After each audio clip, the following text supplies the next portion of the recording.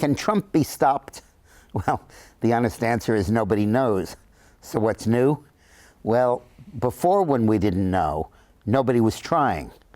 Now he's been subject to the most withering assault, starting with the debate last week, going through the rhetoric over the course of the last weekend, where they've thrown everything in the world at him, including mob ties, not condemning the Ku Klux Klan, and a whole range of stuff that people have unloaded. His illegal immigrants who worked at Mar-a-Lago and on the construction of Trump Tower, his clothing line being made in Mexico and in China while he hollers about trade, just all kinds of stuff.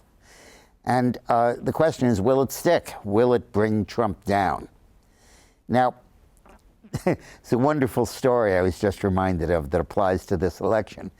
Two bears come upon a hunter in the forest, and the bear attacks them, and the two hunters start running like crazy.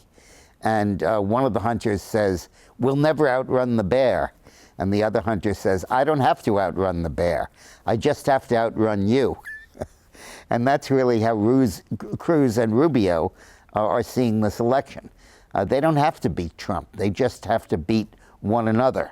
And whoever emerges from that fight, if they emerge clearly and soon, will probably be able to beat Trump. Because the fact remains that Donald Trump has a very difficult time getting to 50% of the vote in any race.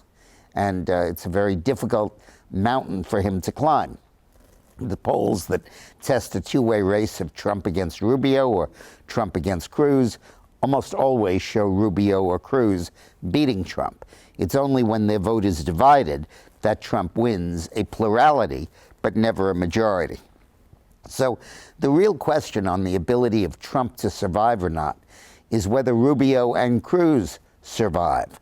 If they both survive and they both keep going at it, then Trump will very likely win.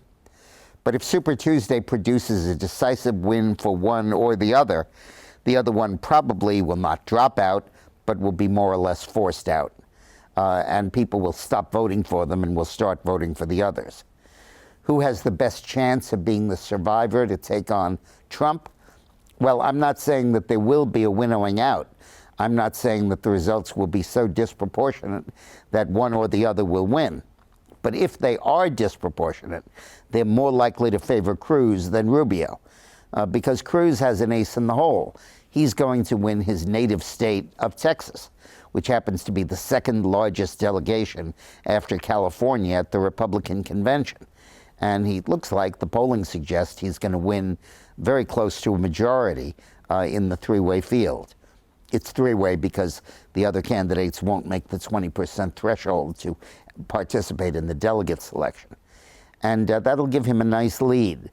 He'll lose a lot of the Super Tuesday states, but he may win enough so that he gains significantly over Rubio.